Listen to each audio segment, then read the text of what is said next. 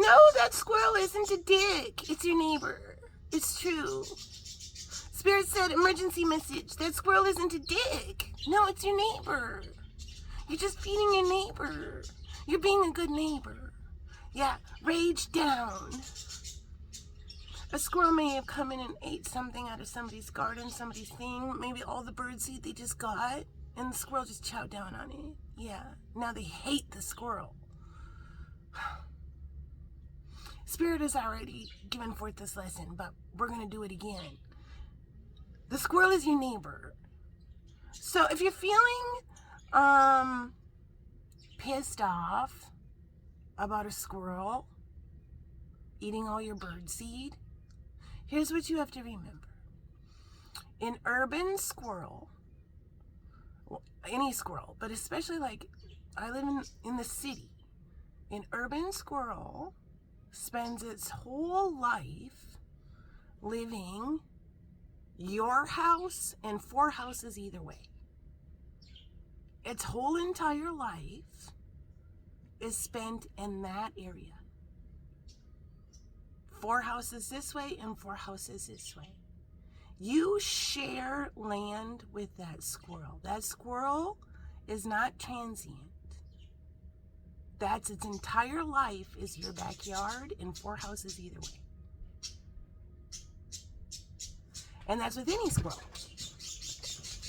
The birds that you are feeding are just dropping in, gassing up, and flying away. They are transient. So, let's look up urban squirrel lifespan.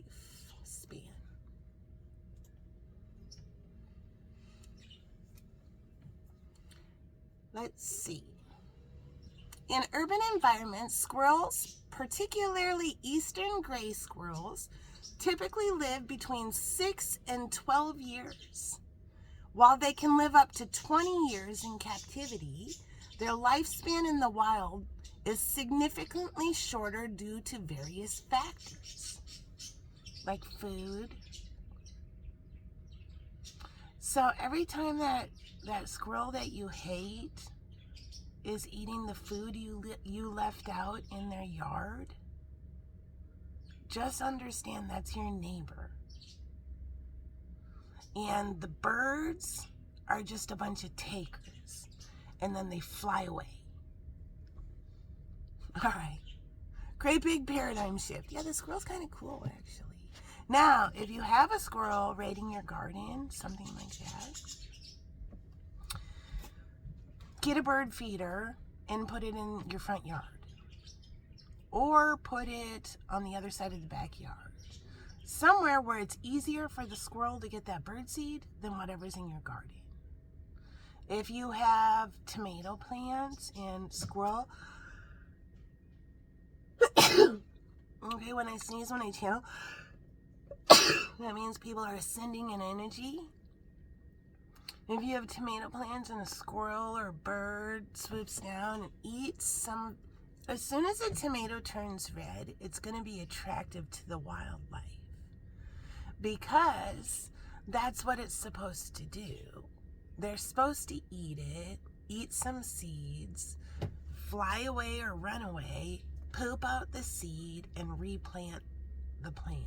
That's how Mother Nature intended without human beings. So that red tomato is very attractive to all animals. They're just living their life. So if you have a red tomato on your tomato plant and you go out and you're like, oh my fucking God, something took like one bite of it or pecked away at it or something. And you pull it off and throw it away. Don't pull it off. Leave it on your plant. Because if the bird comes back or the animal comes back, they will go right back to that one. They've already started. They've already got through the skin and everything. And so they will eat that one rather than another new one. What I do with my tomatoes is right when they're starting to turn, they're red, they just kind of turned red, I'll pick them and then I'll ripen them in my windowsill. That way I know I will always have a nice fresh tomato. So don't pull the tomatoes off unless it's totally rotten. It's time to go. But if they've ate some of your tomato and it's a big red bright tomato and they have a way of getting into your garden, you haven't figured it out, whatever, leave it on there because they're gonna come back for that one. If you take it off, they'll eat something else.